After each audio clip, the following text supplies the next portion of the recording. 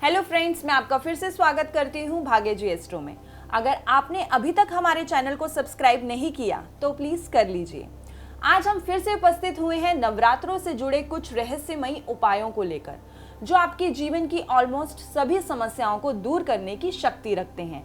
खास बात यह है कि ये सभी उपाय आपको पान के पत्ते से करने हैं, जो दिखते तो साधारण से हैं किंतु अपने अंदर असाधारण गुण रखते हैं, दिव्य गुणों की खान है। तो आइए मिलते हैं आचार्य नीरज शर्मा जी से। आचार्य जी, नवरात्रों में उपाय करना अन्य दिनों की तुलना में अलग कैसे है? कृपया प्लीज हमारे दर्शकों को बताइए। जी रुचि जी, नवरात्रि में माँ की कृपा भक्तों को मिलती है और ये 9 दिन अत्यंत शुभकारी और मंगलकारी रहते हैं किसी भी शुभ कार्य को करने के लिए। इसलिए अगर आप कोई समस्या का सामना कर रहे हैं तो नवरात्रों में कुछ कारगर और छोटे छोटे उपाय करके आप अपने जीवन में खुशियां ला सकते हैं। विशेष बात यह है कि ये सभी उपाय आप पान के पत्ते के माध्यम से कर सकते हैं, जो सरल भी है और कारगर भी। आचार्य जी, यदि किसी को आर्थिक तंगी की समस्या हो, मनी सेविंग ना होती हो, तो उसके लिए हम क्या उपाय कर सकते हैं? जी, नवरात्रि पर एक पान के पत्ते पर गुलाब की कुछ पंखुड़ियां रखकर माँ दुर्गा को अर्पित करें।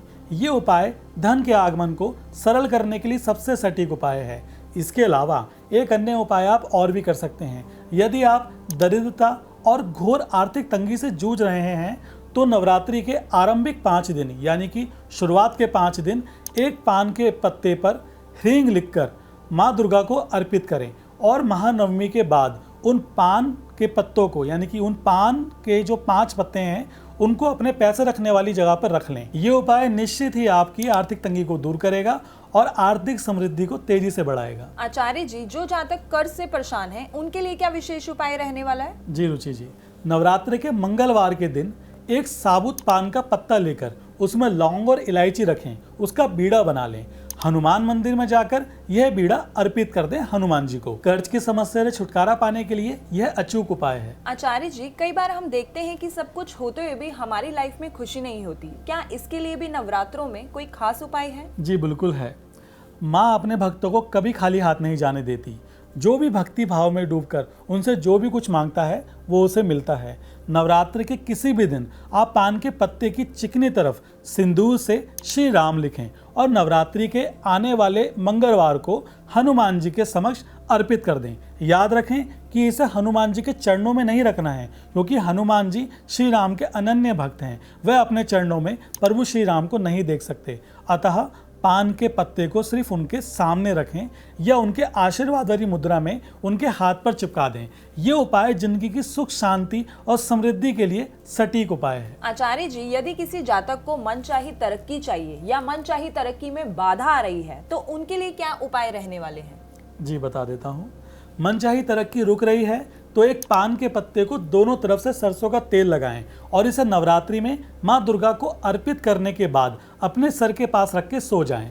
अगले दिन सुबह उठकर पान के पत्ते को किसी दुर्गा मंदिर के पीछे रखाएं। याद रखें, रखना है, फेंकना नहीं है। ये उपाय आपकी तरक्की के सारे रास्ते खोलेगा। आचार्य जी, यदि किसी के व्यापार में उसे सफलता नहीं मिल पा रही या व्यापार में मंदी आ रही है तो उसके लिए कुछ उपाय बता दीजिए ताकि उसका बिजनेस ग्रो हो सके। जिन लोगों का व्यापार मंदी में है वह 9 दिनों तक नियम से एक ही समय पर पान का बीड़ा माँ दुर्गा के मंदिर में जाकर अर्पित करें।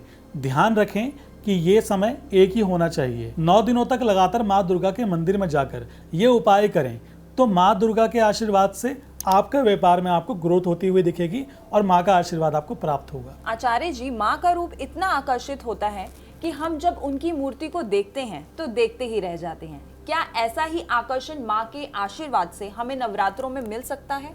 जी अवश्य मिल सकता है। यदि कोई जातक अपनी आकर्षण शक्ति और प्रभावशीलता को बढ़ाना चाहता है तो 9 दिन तक सुबह 4 बजे से 6 बजे के बीच माँ भुवनेश्वरी और सौभाग्य सुंदरी का ध्यान कर पान के पत्ते की जड़ को घिसकर उसका तिलक करें। ऐसा करने से आपकी बात का महत्व बढ़ेगा और आपके आकर्षण में वृद्धि होगी। आचार्य जी, हम सभी एक समस्या से तो अक्सर घबरा जाते हैं जब हमारे घर में नेगेटिव एनर्जी यानी नकारात्मक ऊर्जा का वास बढ़ने लगता है। तो हम नवरात्रों में ऐसा क्या करें जिससे माँ की कृपा हमारे घर पे बनी रहे और नेगेटिविटी दूर हो जाए हमारे घर से? जी रुचि जी, बहुत वायरल क्वेश्चन है और ज़्यादातर लोग इससे परेशान रहते हैं। यदि आपको भी ऐसा महसूस होता है कि आपके घर में नेगेटिव एनर्जी का प्रभाव है तो इस समस्या के समाधान के लिए आप नवरात्रि के 9 दिनों तक पान के पत्ते पर केसर रखकर दुर्गा स्तोत्र और दुर्गा जी के नामावली का पाठ करें। आपके घर की सभी नकारात्मक ऊर्जा समाप्त हो जाएगी। साथ ही नवरात्रि में दुर्गा चालीसा कंठस्थ कर लें और नवरात्रों के बाद प्रतिदिन घर से निकलते समय दुर्गा चालीसा का पाठ भी करें। और प्रत्येक मंगलवार या रविवार को परिवार के सदस्य पान का सेवन करें। इससे आपके घर में और आपके घर के सदस्यों में नेगेटिव एनर्जी का प्रभाव समाप्त हो जाएगा। आचार्य जी, नवरात्रों में माँ के आशीर्वाद से क्या जो दंपति निसंतान हैं उन्हें भी संतान का सुख मिल सकता है? जी अवश्य मिल सकता है। यदि आप संतान के अभिलाषी हैं तो नवरात्रि के 5वें दिन स्कंद माता को 9 पान अर्पित करें और 9 सुहागिन संतानवती स्त्री को समस्त सुहागन सामग्री भेंट करें और उनका आशीर्वाद लें। इससे आपको जल्दी संतान के योग बनने आरंभ हो जाएंगे। आचार्य जी, क्या माँ के आशीर्वाद से हम अपनी कोई अधूरी विश भी पूरी कर सकते हैं? जी बिल्कुल कर सकते हैं।